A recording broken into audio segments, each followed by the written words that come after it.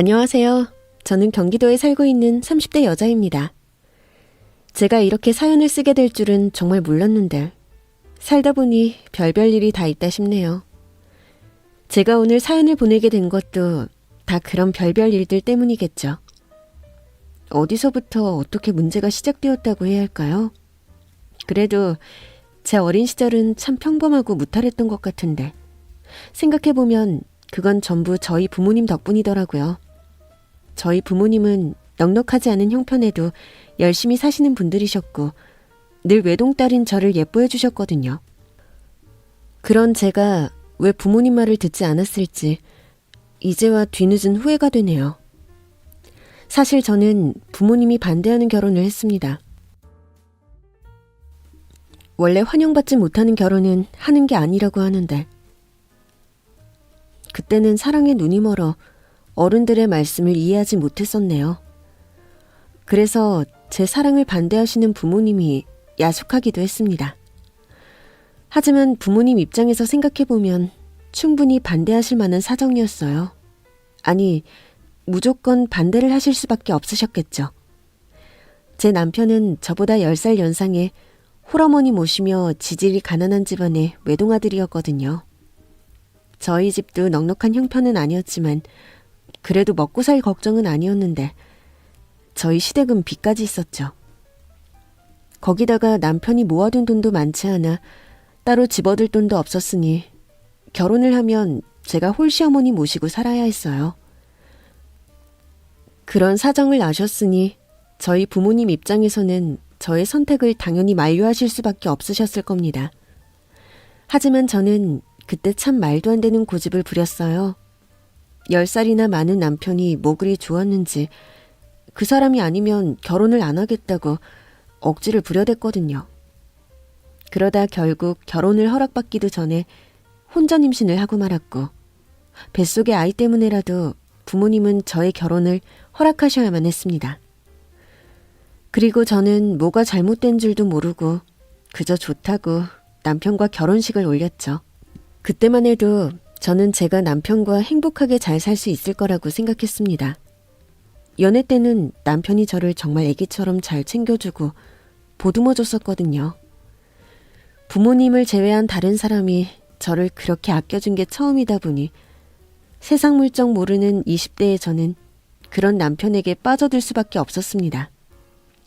그래서 남들은 한창 놀 나이에 이른 결혼을 했고 신혼집도 없이 시댁살이를 하면서도 그저 행복하다 생각했어요. 더구나 결혼 전에 맺은 사랑의 결실에 그럴 거라고 더더욱 믿을 수밖에 없었죠. 하지만 그렇게 기대했던 저의 결혼 생활은 그리 밝지 못했습니다. 저 말고 남들은 다들 예상했던 것을 왜 저만 몰랐던 건지 똥인지 된장인지 찍어 먹어보고서야 제가 무슨 실수를 했구나 싶더라고요. 저희 부모님의 걱정대로 제 결혼 생활은 정말 처참했습니다. 남편과 남친은 다른 건지 연애 때는 저를 떠받들어 주던 남편이 결혼하자마자 돌변하더라고요. 시아버지가 살아생전 시어머니랑 겸상도 안 하실 만큼 가부장적이셨다고 하더니 남편도 그걸 그대로 배웠는지 고작 30대 나이에 꼰대 아저씨가 따로 없더라고요.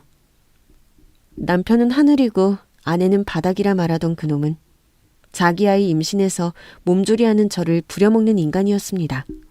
뭐야, 밥상 꼬라지가 왜 이래? 반찬 새로 안 했어? 뭘 먹을 게 있어야 먹지. 이걸 나더러 먹으라는 거야, 말라는 거야? 미안해요, 여보. 내가 요즘 배가 불러와서 오랫동안 요리를 할 수 없어서 그래. 그냥 있는 거 대충 먹어요. 뭐? 있는 거 대충 먹어? 장난하냐? 야, 너는 무슨 아주 남편 알기를 개똥으로 알고 있어. 이렇게 먹고 나가서 무슨 일을 하겠어. 그리고 그놈의 임신 핑계 대체 언제까지 될래? 임신을 너만 하는 것도 아니고 임신한 덕에 집에서 놀고 먹으면서 남편 밥상 하나 제대로 못 차려줘? 나도 힘들어서 그러지. 그러는 당신은 임신한 마누라 그렇게 부려먹고 싶어? 나 혼자 만든 애도 아닌데 힘들다는 거 그냥 좀 이해해주면 안 돼? 아이고, 아주 입덧이니 뭐니 상전 났네, 상전 났어. 임신 2번 했다가는 내가 너를 머리 꼭대기에 이고 살아야겠다. 결혼하면 남자들은 본색이 드러난다 그러던데 아무리 그래도 어떻게 그렇게까지 다른 사람이 될 수 있을까요? 결혼 전에는 저한테 큰 소리 한 번 못 내고 제가 투정만 해도 어쩔 줄 몰라 하던 사람이 임신한 와이프한테 하는 말 좀 들어보세요. 저도 남편이 그렇게 한순간에 바뀔 수 있을지 몰랐죠. 남편은 제가 입덧을 하던 때에도 청국장을 끓여내라 했던 사람이었어요. 저는 밥 냄새만 맡아도 토가 나오는데 자기는 삼시세끼 다 챙겨 먹어야 한다 이거죠. 그래서 제가 얼마나 고생을 많이 했는지 모릅니다. 덕분에 결혼하고 3달 만에 저는 살이 쏙 빠지고 남편은 뱃살이 두둑해졌네요. 언제는 결혼만 하면 손에 물 한 방울 안 묻히게 해주겠다. 여왕처럼 떠받들어 주겠다 그러더니 입덧하는 와이프한테 야밤에 술상까지 봐오라는 놈이 어떻게 그런 사람과 동일 인물일 수 있을까요? 정말 이쯤 되면 저를 속여 먹으려고 처음부터 작정했나 싶더라고요. 10살 어린 여자랑 결혼하고 싶어서 자기보다 한참 어린 여자 제대로 속여 먹은 거죠. 거기에 속아 넘어간 제가 미련한 일이었지만 이제 와서 후회해봤자 너무 늦은 일이었습니다. 남편 본색을 알고 뒤늦게 이혼을 하고 싶어도 뱃속에 아이가 있으니 어쩔 수 없는 일이었죠. 그렇게 남편은 가부장적이고 자기밖에 모르는 아나무인인데 그런 아들 키워낸 홀시어머니는 얼마나 더 하셨을까요? 애초에 남편이 그런 성격이 된 건 전부 시어머니 탓이었을 겁니다. 잘난 것 하나 없는 아들이 뭐가 그렇게 예쁘다고 시어머니는 아들밖에 모르는 아들바보였어요. 아들 일이라면 2손 뻗고 나서고 아들이 하는 말이라면 파트로 매주를 쓴다 그래도 맞다 하시니 더 설명할 일도 없겠죠. 그런 시어머니는 아들에 대한 집착도 심하고 아들 사랑이 대단하신 만큼 저를 참 미워하셨습니다. 제가 잘난 아들을 뺏어갔다 이거죠. 우리 영훈이가 지아버지 닮았으면 눈이 높았어야 하는 건데 어디서 저런 거에 눈이 가서 그랬을까? 나는 정말 알다가도 모르겠다. 별 재주도 없는 것이 뭐가 예쁘다고 털컥 임신까지 시켜서는. 하여간 너는 뱃속에 그 애만 아니었으면 우리 집 문턱도 못 밟았을 거야. 알아?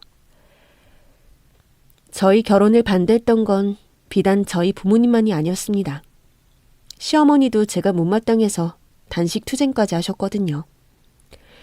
가난한 집안에 홀시어머니 반기는 며느리는 어디 있다고 그러는 건지 솔직히 제가 그때 잠깐 미쳤어서 이런 결혼을 했지 제가 아니었다면 30 중반 노총각은 아마 평생 호래비로 지냈어야 했을 거예요. 그런데도 어리고 착한 며느리가 대체 뭐가 그렇게 못마땅하신지 시어머니는 저를 죽도록 괴롭히지 못해 안달이셨습니다. 임신한 며느리 시집살이 시키는 건 물론이고 남편을 하늘처럼 받들라며 귀에 딱지가 않도록 가르치셨거든요. 네가 이 집에 시집 온 이상 네가 할 일은 딱 하나다. 오로지 남편 궁경. 너는 네 남편 덕에 죽고 사는 인생이니 앞으로는 영훈이가 시키는 대로만 하고 살면 된다. 내가 너한테 크게 바라는 것도 없지만 그마저도 못하면 정말 맨몸으로 쫓겨날 줄 알아. 알겠어? 누가 보면 제가 그 집에 팔려간 줄 알 정도로 시어머니는 참 구시대적인 말씀들을 많이 하셨습니다. 하기야 제가 남편이랑 10살 차이에 시부모님이 남편을 당시로 늦은 나이에 낳으신 탓에 시어머니가 죽은 보태면 저희 할머니 뻘 되겠네요. 그래서 저희 부모님이랑 띠동갑 이상 나이 차이가 나셔서 그런지 답답한 사고방식을 가지고 계시더라고요. 남편이나 시어머니나 다들 어찌나 가부장적인지. 거기다 옛날 분들이셔서 부모 공경은 당연한 일이고 그래서 가난한 집안 형편에도 시어머니는 나가서 일하시는 법 없이 남편 월급을 절반씩이나 가져가셨습니다. 저희는 아이까지 3식구고 시어머니는 혼자이신데도 남편이 버는 돈 절반을 혼자 쓰셨던 거죠. 남편이 자기가 버는 돈 자기가 알아서 드린다니 제가 할 말은 없지만 덕분에 가뜩이나 외벌이에 여유 없는 저희 식구는 더더욱 허리띠를 졸라매며 살아야 했습니다. 생산직 일을 다니는 남편이 한 달 300만 원 정도 되는 돈을 벌어왔는데 거기서 반 잘라서 150만 원 남짓으로 세 식구가 한 달을 살아야 했어요. 50만 원 돈으로 한 달 살림하는 게 말이 되나요? 그런데도 남편과 시무는 제가 집에서 놀고 먹으며 사치만 한다고 타박이었습니다. 너는 집에서 애 키우는 애가 왜 이렇게 돈을 헤프겠어? 네 남편이 밖에서 무슨 고생을 하며 돈을 버는데 나 같으면 10원 한 장도 아까워서 그냥 못 쓴다. 10원 한 장뿐이냐? 어디 밖에서 돈 벌어올 일 없나 매일 그 궁리하겠다. 근데 너는 입고 먹고 죄다 남편 덕에 누리고 살면서 어째 감사한 줄을 모르냐? 돈 버는 놈 따로 있고 쓰는 년 따로 있는지. 에휴. 어쩌다 우리 아들이 너 같은 걸 만나서 이 고생을 하는지 모르겠네. 제가 무슨 돈을 써요? 저 돈 안 써요, 어머니. 제가 쓸 돈도 없는데요, 어머니. 저 옷도 결혼 전에 제 돈으로 산 거 입고 있고 속옷 떨어져도 기워 입어요. 그 정도로 아끼고 사는데 제가 여기서 어떻게 더 아껴요? 그리고 저도 애만 좀 크면 나가서 일할 거예요. 그래서 지금 네가 우리 어머니 앞에서 큰 소리 치는 거야? 네가 지금 대꾸할 말이 있어? 어머니 말씀 틀린 거 하나 없지. 누구는 고생이고 누구는 집에서 탱자탱자 놀고. 야, 나도 너처럼 살아보면 소원이 없겠다. 그리고 네가 무슨 일을 해? 나가면 누가 너 일은 시켜준다냐? 그럼 내가 애 볼 테니까 나가서 어디 돈 벌어와 보던가. 그거 아니면 그냥 입 다물고 조용히 살아. 괜히 사람 속 더 뒤집어 놓지 말고. 남편과 시모는 늘 저를 그렇게 구박했지만 오히려 저야말로 하고 싶은 말이 많은 사람이었습니다. 제가 남편한테 속아서 결혼만 안 했어도 혼자 잘 먹고 잘 살았을 거예요. 근데 갓 대학 졸업한 어린 여자 꼬셔서 결혼시킨 게 누군데요? 그리고 제가 왜 노나요? 집에서 하루 종일 살림하고 아이 보느라 얼마나 바쁜데요. 남편이라는 인간은 돈 벌어온다는 유세에 집에 와서는 자기 손으로 양말 하나 벗을 줄 모르지. 시모는 하루 종일 TV만 시끄럽게 켜두고 전화만 하고 아무것도 안 하지. 그럼 저는 하루 종일 그 두 모자 뒤치다꺼리하고 애 보느라 허리가 휘었어요. 그래서 저는 시어머니 팔자가 참 부러웠습니다. 저희 시어머니처럼 차라리 남편 죽고 일찍 과부라도 돼서 자식 덕이나 보고 살고 싶었거든요. 가끔은 시어머니 면전에 그런 소리를 하고 싶었는 걸 늘 삼켰네요. 하지만 제가 이제 와서 누구를 원망하겠습니까? 부모님이 반대하시는 결혼을 억지로 우겨서 했으니 불평할 자격도 없었고 이제 와서 친정에다가 서럽다는 얘기를 할 수도 없잖아요. 그렇게 저는 답답한 속을 삭히고 삭히며 홀로 견뎌야 했습니다. 시모와 남편 등살에 아무리 서러워도 어쩔 수 없이 지옥 같은 결혼 생활을 지속해야만 했죠. 그런데 심지어 그런 남편은 모자랬다고 그러는지 저뿐만 아니라 저희 친정에도 참 무심했습니다. 나한테는 무심하게 굴어도 우리 집에 잘했으면 나도 군말 없이 시어머니 잘 모시고 살았을 텐데 자기는 나더러 며느리 도리하라며 들들 볶으면서 정작 자기는 사위 노릇을 한 번을 하지를 않았어요. 그래서 결혼하고서 제가 남편이랑 같이 친정에 갔던 건 손에 꼽을 정도였죠. 남편이 저희 부모님이 결혼을 반대했다는 이유로 저희 친정을 싫어했거든요. 여보, 그래도 이번에 시간 내서 우리 집도 좀 가자. 매번 명절마다 나 혼자 내려가니까 부모님이 뭐라고 생각하시겠어? 그거야 네 사정이지. 어차피 내가 가봐야 그 집에서는 나를 반기지도 않을 텐데. 내가 뭐하러 거기까지 가냐? 그런 말이 어딨어. 사위가 처갓집에 왜 가냐니. 내가 그 집 사위가 맞기는 하냐? 너네 부모님 나 싫어하시잖아.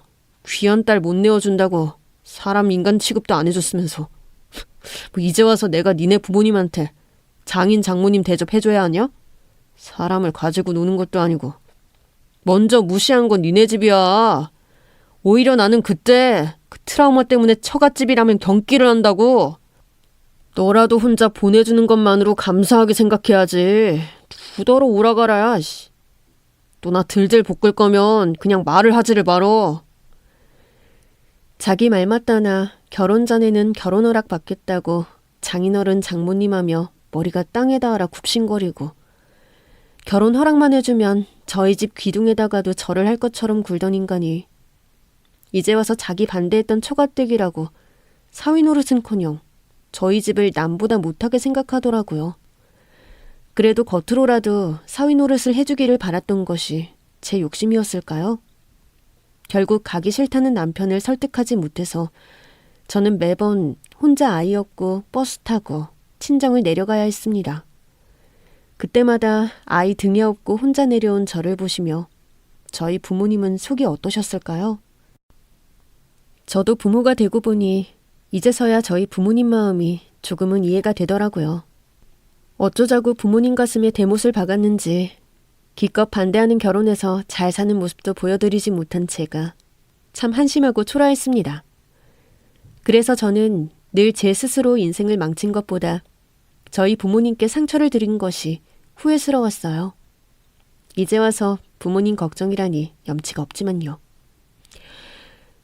그런데 그렇게 제가 부모님 속을 썩였던 탓이었을까요? 어느 날 저는 하늘이 무너지는 것 같은 나쁜 소식을 듣게 되었습니다. 다름 아니라 저희 친정엄마가 유방암에 걸리셨다는 거죠.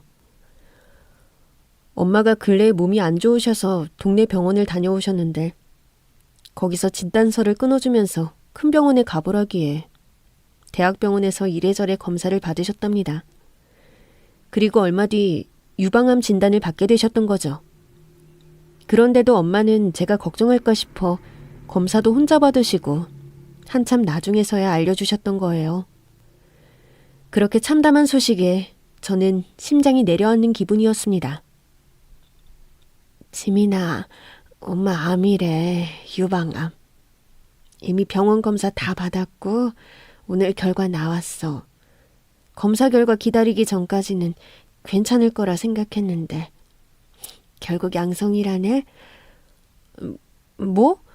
그럼 엄마 아빠는 알고 있었던 거야? 근데 그걸 왜 이제 말해? 왜? 많이 놀랐구나. 엄마도 네가 이럴 줄 알고 말을 못했지. 근데 괜찮아. 많이 나쁜 거 아니고 치료받으면 나을 수 있대.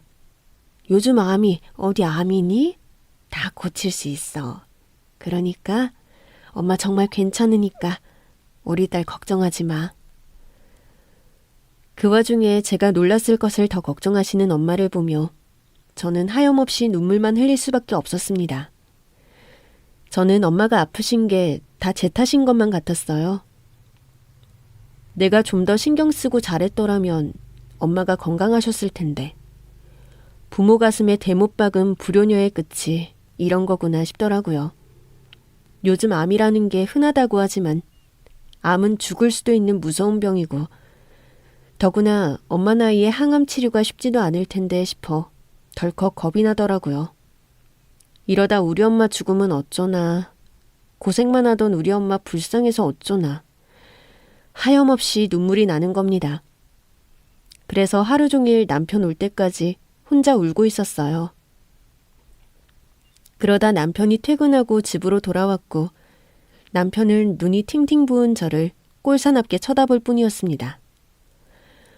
와이프가 울었는데 왜 울었는지 궁금하지도 않아 하는 남편이었지만 그래도 저는 엄마 소식을 당연히 남편에게 전했어요. 그런데 저희 엄마가 암이라는 얘기에도 남편의 반응은 시큰둥할 뿐이었습니다. 마치 전혀 상관없는 남의 얘기를 듣는 것처럼 말이죠. 모르는 사람이 아프다 그래도 걱정할 만한데 자기 장모이고 나한테는 하나뿐인 엄마가 아프다는데 왜 저러나 싶었죠. 여보, 우리 엄마 암이래. 어떻게 하지? 우리 엄마 나 때문에 마음고생만 하셨는데 이러다 큰일 나시는 거 아니야? 나 너무 걱정돼. 그래서 뭐? 나더러 어쩌라고? 뭐? 어쩌라니. 우리 엄마가 아프다니까? 다른 사람도 아니고 당신 장모님이 아프다는데 어떻게 그렇게 남 일처럼 말해? 나도 너처럼 질질 짝이라도 하라는 거야? 당신이 사위라면 적어도 전화 한 통이라도 해야 하는 거 아니야? 당신은 우리 엄마 걱정도 안 된다는 거야? 니네 엄마 걱정을 내가 왜 하냐? 니네 엄마가 암 걸렸지. 우리 엄마가 암 걸렸냐? 네 엄마는 네가 알아서 챙겨. 효도는 셀프라는 말 몰라? 그럼 내가 그동안 시어머니 모신 거는?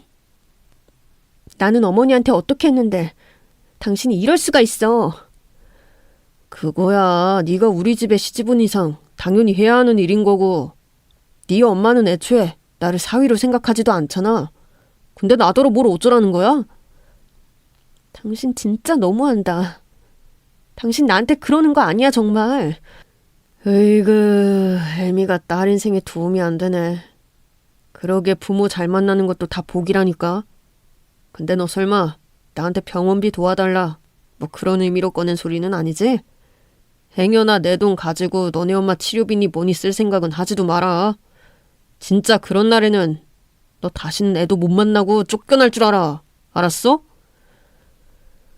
그동안 제게 시모를 향한 효도를 그렇게 바랐으면서 저희 엄마의 일에는 셀프 효도를 하라는 남편의 말에 저는 억장이 무너지는 듯 했습니다.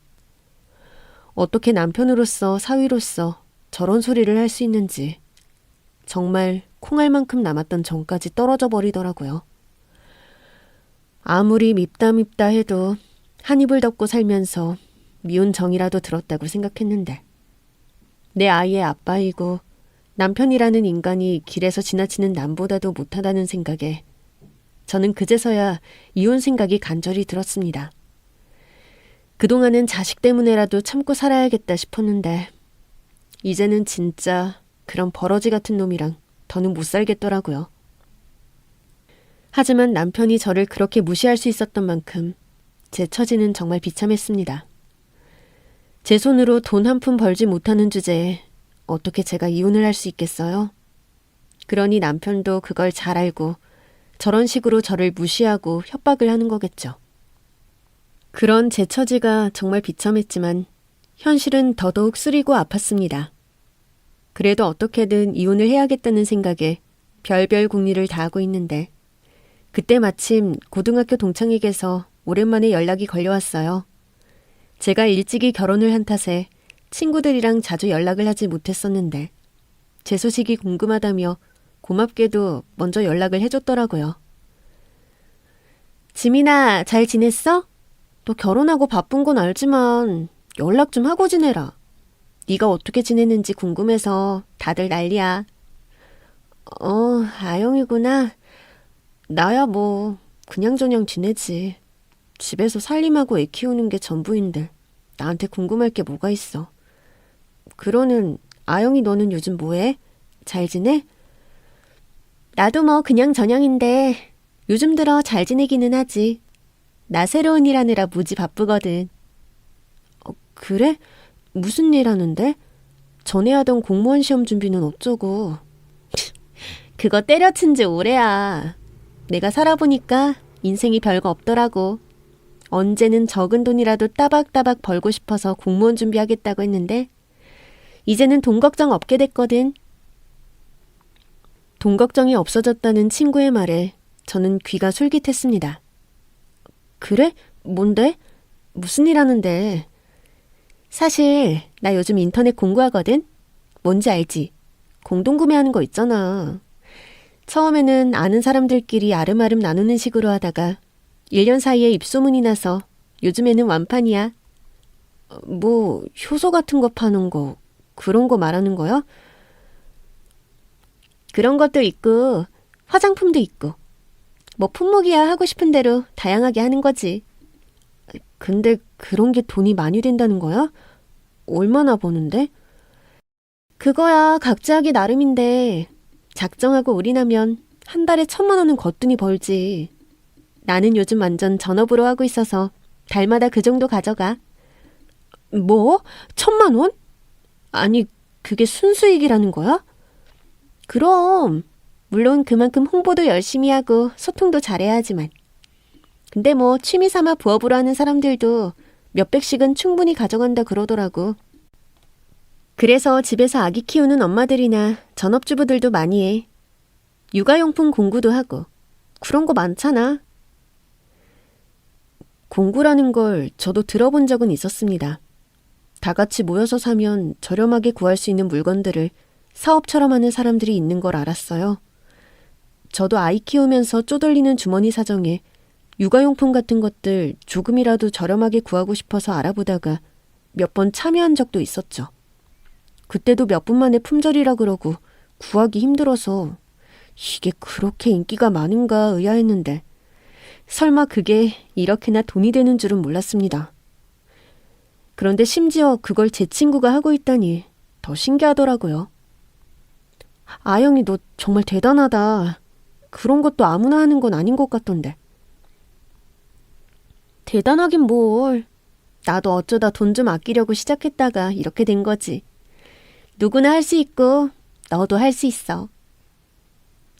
안 그래도 지민이 너 집에 있다며. 애도 좀 컸으면 틈틈이 부업 정도는 할 수 있지 않겠어? 그러지 말고 이참에 부업 삼아 한번 해봐. 애 키우려면 돈도 많이 드는데 남편 혼자 버리러 어떻게 살아? 뭐? 내가? 에이, 내가 무슨. 나는 장사 같은 건 잘 못해. 아니야. 내 생각엔 지민이 너도 잘할 것 같아. 너 은근히 꼼꼼하고 사람 잘 챙기잖아. 그러면 반은 성공한 거야. 공구가 그냥 물건 파는 것 같아 보여도 결국 다 사람 장사하는 거거든. 한번 호감을 쌓아두면 그 뒤로는 재구매로 이어지니까. 그리고 처음에는 소량으로 시작할 수도 있고 큰돈 드는 것도 아니니까 한번 해봐. 아니면 내가 물건 남는 거 좀 줄 테니까 한번 팔아보고 나중에 벌어서 갚던가. 아니야, 어떻게 그래. 괜히 너한테 민폐만 끼치겠다. 친구끼리 무슨 민폐야. 됐어. 어차피 네가 못 팔면 내가 해결하면 되니까 밑져야 본전이라고 생각하고 해봐. 안 그래도 나도 요즘 일손 부족했는데 네 도움 받으면 좋지. 내가 너 계정 홍보도 해줄게. 제게 공구를 알려준 친구는 제게 공구를 적극 권하더니 심지어 자기가 팔 물건을 나눠주며 저를 도와주기까지 했습니다. 처음에는 내 주제에 무슨 사업이냐 싶었던 저도 친구의 적극적인 도움을 도저히 마다할 수가 없었어요. 게다가 엄마 병원비며 이혼 때문에 돈이 필요한 걸 생각하면 저는 당장 뭐라도 해야 하는 상황이었죠. 그런데 마침 그런 와중에 저를 도와주겠다는 친구까지 나타나다니 이건 정말 하늘이 제게 내리신 유일한 기회가 아닐까 싶은 생각이 들더라고요. 그래서 저는 친구의 말을 믿고 한번 일을 벌려보기로 했습니다. 그렇게 저는 친구의 도움으로 공구를 시작했어요. 무슨 물건을 공구해볼까 고민하다가 아무래도 제가 아이 엄마이고 제 물건보다는 아이 물건을 많이 필요로 하니 육아용품을 공구하기로 했습니다. 물론 제 아이가 쓸 물건을 고르듯 신중하고 세심하게 선별해서 말이죠. 그렇게 저는 같이 아이 키우는 엄마들의 공감을 얻으며 소통을 나눠갔고 다행히 진심 어린 저의 마음이 통했는지 처음에는 몇 명 안 되던 고객들이 조금씩 많아지기 시작했어요. 물론 처음에는 수량을 못 채우는 바람에 마진이 안 남아서 고생만 했던 적도 있었지만 다행히 몇 달 만에 저는 남편 월급 정도 되는 돈을 벌 수 있었습니다. 그렇게 제 수중에 돈이 들어오니 너무 행복하더라고요. 그동안은 남편한테 생활비 받았으면서 늘 구박당하고 눈치 보며 전전긍긍해야 했는데 제가 제 힘으로 돈을 벌게 되니 그렇게 기쁠 수가 없었어요. 물론 그러는 동안 남편에게는 완전히 비밀이었죠. 어차피 돈을 벌기만 하고 쓰지는 않다 보니 돈을 버는 걸 들킬 일도 없었고 애초에 저한테는 전혀 관심 없는 시모와 남편이기에 제가 아이 재우고 방에서 뭘 사부작거려도 두 사람이 알 수가 없었어요. 그렇게 식구들 몰래 조금씩 공부를 했던 저는 1년 만에 대박을 치며 드디어 제 노력의 빛을 보게 되었습니다. 이제는 아무리 못해도 매달 1,000만 원씩은 꼬박꼬박 벌게 되었거든요. 이대로 계속 되어준다면 금방 돈을 모으고 남편과도 무리 없이 이혼을 하고 저 혼자 아이를 데리고 살 수 있을 것 같았어요. 그렇게 제가 행복한 미래를 꿈꾸고 있는 사이 제게는 또 한 번 기적 같은 소식이 찾아와 주었습니다. 힘든 항암 치료를 겨우겨우 견디며 치료를 받고 계시던 엄마가 드디어 마지막 항암을 받고 완쾌되셨다는 소식을 듣게 되었거든요. 그동안 엄마도 아빠도 저도 다들 고생이 많았는데 더 이상 항암이 필요하지 않을 정도로 좋아졌다는 소식에 저는 눈물이 났습니다. 엄마, 그럼 이제 정말 괜찮은 거야? 엄마 다 나은 거야? 그래, 엄마 이제 괜찮아. 의사 선생님도 깨끗하다고 하시고 앞으로 추적 관찰해봐야겠지만 이 정도면 미리 완치받은 거나 다름없대. 정말 다행이야. 정말 만약 엄마가 잘못됐으면 나도 어떻게 됐을지 몰라. 엄마가 나 때문에 아픈가 싶어서 얼마나 힘들었는데. 왜 그런 생각을 해? 엄마가 아픈 게 왜 네 탓이야? 내가 엄마 마음고생 시켰잖아. 그렇게 하지 말라는 결혼해서 잘 사는 모습도 못 보여주고. 그래서 엄마 아빠한테 늘 죄송하고 면목이 없었어. 하나뿐인 딸이 이런 못난 딸이라서 너무 미안해, 엄마. 그런 소리 하지 말어. 너는 한 번도 못난 딸인 적 없었어. 지민이, 너는 언제나 엄마 아빠한테 고마운 딸이야. 네가 행복하기만 하면 그만이니까 앞으로도 기죽지 말고 너 행복한 대로 살아. 알겠지? 끝까지 저의 행복을 바라시는 엄마의 말씀에 저는 말 못할 감동을 느꼈습니다. 이런 것이 부모의 사랑이구나. 저는 이런 사랑보다 더 큰 사랑이 없다는 걸 또 깨닫게 되었죠. 그리고 다시 한번 엄마의 말씀처럼 제 행복을 찾아야겠다는 생각을 했어요. 그래서 저는 남편 놈과 제대로 이혼하도록 남편 몰래 이혼 변호사를 알아보고 다녔습니다. 그런데 그러던 중에 갑자기 시댁에 병고가 생기게 되었죠. 시모가 평소 고혈압이 있어서 그랬는지 집에 아무도 없는 사이에 뇌졸중으로 쓰러졌거든요. 하필이면 제가 퇴원한 엄마를 만나러 친정에 가 있었을 때 말이죠. 그런데 그 와중에 남편놈은 늦게까지 밖에서 술을 퍼먹느라 집에서 혼자 쓰러진 시모를 늦게 발견했답니다. 조금이라도 일찍 발견해서 병원으로 모셨으면 금방 수술하고 아무런 부작용이 없었을 텐데 남편이 늦게 귀가하는 바람에 시모가 차가운 화장실 바닥에 몇 시간이나 쓰러져 있었던 거죠. 뒤늦게 남편이 부랴부랴 병원으로 시모를 옮겼지만 이미 뇌졸중이 진행된 탓에 시모는 수술을 받고서도 심각한 후유증을 얻어야만 했습니다. 안면 마비에 반신불수가 와서 혼자서는 거동도 못하고 아무것도 못하는 와병 환자가 되어버린 거죠. 남편은 그런 시모의 손을 붙잡고 자기 엄마 앞으로 어떻게 하냐며 눈물 콧물을 짜는데 저는 솔직히 하나도 불쌍하지 않더라고요. 굳이 남의 안 좋은 일을 기뻐할 생각은 없지만 그다지 측은하지도 않았죠. 남편이 전에 했던 말 맞다나 우리 엄마 일 아니고 남의 엄마 일인데 제가 뭐하러 불쌍하게 생각하겠나요? 그런데 정말 기막히게도 남편이 절더러 자기 엄마 간병을 하라고 시키더라고요. 엄마 앞으로 혼자 아무것도 못 하실 거야. 화장실도 못 가고 밥도 못 드시고. 그래도 열심히 간병하면 좋아질 수 있다니까. 앞으로 매일 엄마 마사지 해드리고 식사 제대로 챙겨드리고 잘 모셔. 간병이 쓰는 것보다 가족이 챙기는 게 낫겠지. 어차피 너야 집에서 밥하고 빨래하는 거 말고 하는 것도 없으니까 잘할 수 있겠지?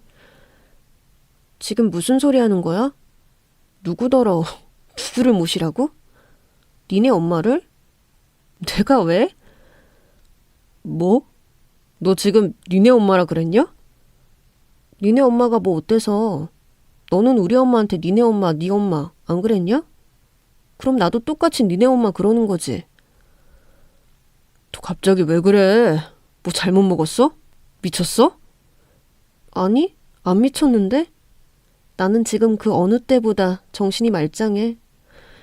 너 같은 놈을 만났던 때가 정신이 나갔었던 거지. 이제는 정신이 슬슬 돌아오고 있거든. 아마 미친 건 너 아닐까? 제정신이면 나한테 지 엄마 간병하라는 소리는 못할 텐데 저런 뻘소리를 거리낌 없이 하는 걸 보면 제정신은 아닌 것 같아서 말이야. 네가 우리 엄마 아프다고 했을 때 뭐라고 짓거렸는지 기억 못해? 네 엄마 네가 챙기라고 한 말은 네가 먼저 했잖아. 그거랑 이거랑 같냐? 너는 며느리가 당연히 해야 할 일 하는 거고 나는 그럴 필요 없지. 그리고 하라면 하는 거지 어디서 말이 많아? 뭐래, 쓸데없는 소리 하지 말고 너나 말 아껴. 효도는 셀프라며. 네 엄마는 네가 챙겨, 병신아. 너 진짜 미쳤어? 이게 요즘 슬슬 풀어줬더니 정신 못 차리고 기어오르네. 어디 하늘 같은 서방님한테 욕지거리를 해? 그러는 너는 나이만 많이 처먹은 게 유세냐? 그러면 나이값을 잘하던가. 나이는 똥구멍으로 먹은 놈이 어디서 하늘 같은 서방님 소리를 해. 너 같은 게 하늘 같으면 그건 천재지변이지. 하긴 하늘에 가득 낀 미세먼지를 보면 너 같은 놈이랑 비슷하기는 하네. 그래도 못 들어주겠으니까 그런 구닥다리 같은 멘트는 이제 그만 좀 하시죠, 할아버지. 너 진짜 어디 한번 해보자 이거야? 너 이러다가 이혼당하고 싶어? 그래. 안 그래도 정말 듣고 싶었단 말이야. 말 나온 김에 이혼하자. 나는 당신이랑 다르게 10년이나 젊어서 당신 같은 노친의 쉰소리를 도저히 들어줄 수가 없거든. 그동안은 지훈이 때문에 참았지만 이제는 나도 더 못 참아. 지훈이가 너 같은 놈 밑에서 너랑 똑같이 자라는 걸 보느니 차라리 나 혼자 키우고 말지. 그게 아이한테도 더 나을걸? 너 진짜 뭐 잘못 먹었냐? 나랑 이혼을 하겠다고? 네가 진짜 더위를 먹었거나 정신이 나가기는 했나 보다. 지민아, 이혼은 아무나 할 수 있는 게 아니야. 요즘 밖에서 사람들이 너도 나도 이혼하고 화려한 돌싱이니 뭐니 하니까 너도 그렇게 될 줄 알아? 그것도 다 능력이 있어야 하는 거지. 네가 돈이 어디 있어서 이혼을 해? 나랑 이혼해서 나가면 어디 살 집은 있고? 먹고 살 돈은 있고? 애를 무슨 돈으로 먹이고 키우려고? 지금도 내 돈이나 축내면서 사는 게 어디서 함부로 이혼을 입에 올려? 그러다 진짜 내가 이혼하겠다고 하면 너는 나랑 이혼하자마자 그냥 길바닥 거지 신세 되는 거야. 정신 차려! 제가 호쾌하게 이혼을 하자고 했더니 남편은 제가 미친 줄 알더라고요. 자기랑 이혼하면 제가 오갈 곳 없는 빈털터리가 된다는 거죠. 물론 이전에 저였다면 정말 그랬을 겁니다. 그래서 제가 과거에는 이혼하고 싶어도 이혼 소리를 입 밖에 낼 수 없었죠. 하지만 이제는 사정이 많이 달라졌습니다. 저는 남편보다 몇 배의 돈을 벌고 있고 지금까지 벌어 모은 것만으로도 제 아이와 살 집을 얻어 자립할 수 있는 여력이 있었어요. 하지만 남편 놈은 그걸 모르고 있으니 저렇게 기고만장하고 있는 거겠죠. 그래서 저는 저를 무시하는 남편에게 똑똑히 보여주고 싶은 마음에 제 가방에 고이 숨겨두었던 통장을 꺼내와서 남편 면상에 던져버렸습니다. 뭐 하는 짓이야? 이게 하다하다 진상짓까지 다 하네. 통장? 뭔데 이건 또? 뭐? 빈 통장 자랑이라도 하려고? 나이 먹더니 건망증에 노안까지 왔어? 그 통장이 빈 통장인지 뭔지 제대로 확인해 보시지. 나 빈털털이 아니거든. 내가 왜 그지야. 이제는 너보다 재산이 많은데. 그러니까 애는 내가 데려갈게. 당신 쥐꼬리만한 월급으로 우리 지훈이 간식값이나 될 수 있겠어? 아이, 이게 뭐야? 일십 백천만. 어? 너 이 돈 다 어디서 난 거야? 내가 번 돈이니까 네가 궁금해할 필요 없고 너한테 설명할 이유도 없으니까 묻지 마. 그래도 이제 봤지? 이혼하면 누가 개털 될지. 그러니까 당신은 그냥 입 다물고 이혼이나 해. 당신이 순순히 이혼해주면 아이 양육비는 안 받을게. 어차피 당신한테 푼돈 받아봐야 지훈이한테 득도 아닐 거고. 애는 내가 알아서 잘 키울 테니까 일 복잡하게 하지 말고 그냥 이혼 도장이나 찍어줘. 당신 정말 나랑 이혼하려고 그래? 농담이지?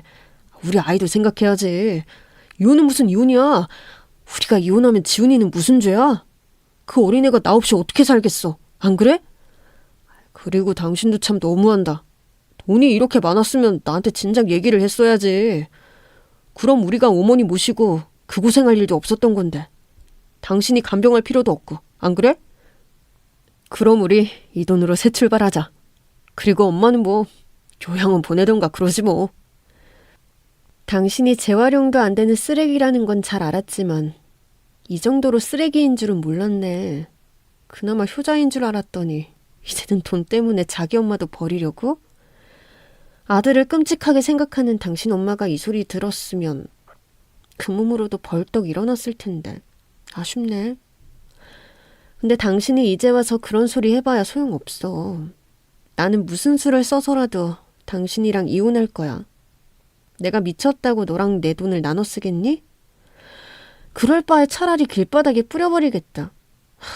참 양심도 없지. 그동안 지가 번 돈 내가 쓴다고 지랄을 하던 놈이 이제 와서 내가 피땀 흘려 번 돈을 지 돈처럼 생각하네? 제발 염치 챙기고 내 인생에서 제발 꺼져줘. 그렇게 저는 절대로 이혼 서류에 도장을 찍어주지 못하겠다는 남편놈을 떼어놓은 채 결국 이혼 소송을 하게 되었습니다. 그나마 아이 아빠라고 좀 봐주려고 합의 이혼하자고 그랬던 건데 등신 같은 그 인간은 끝까지 자기 복을 발로 차네요. 분명 제가 소송에서 이길 게 뻔하고 소송에서 이기면 패소한 쪽에서 제 변호사 비용까지 내야 하는데 말이에요. 소송까지 가면 누가 손해인지 모르는 건지 한심해도 그렇게 한심할 수가 없었어요. 하지만 덕분에 저는 한결 더 가벼워졌습니다. 그 인간이 제게 무슨 짓을 했는데 그걸 생각하면 조금이라도 그 인간 속이 뒤집어졌으면 했거든요. 그렇게 결국 저는 남편과의 이혼 소송에서 무사히 승소하게 되었고 저는 제 어린 아들과 행복한 새 출발을 하며 자유로운 싱글 라이프를 즐길 수 있었습니다. 결혼하고서는 내 옷 하나 못 사 입었던 제가 이혼하자마자 백화점 가서 제 옷을 잔뜩 쇼핑해서 나오는데 눈물이 날 것 같더라고요. 예쁜 옷을 입으니 마치 제가 결혼 전 그때로 돌아간 것만 같았거든요. 그래서 눈물 날 만큼 행복했고 어렵게 되찾은 행복이 더없이 소중할 수밖에 없었습니다. 그렇게 저는 저와 제 가족들의 행복을 위해 열심히 또 즐겁게 살아가고 있었어요.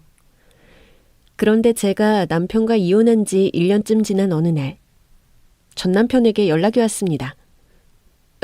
지민아, 나야 잘 지냈어? 당신 없으면 내 인생이 꽃길인데 못 지낼 이유가 뭐겠어? 이렇게 행복할 줄 알았으면 진작 이혼하는 건데. 덕분에 당신이랑 살았던 그 몇 년이 정말 악몽 같았지 뭐야? 그래도 우리가 좋은 시절도 있었는데 무슨 말을 그렇게 섭섭하게 해.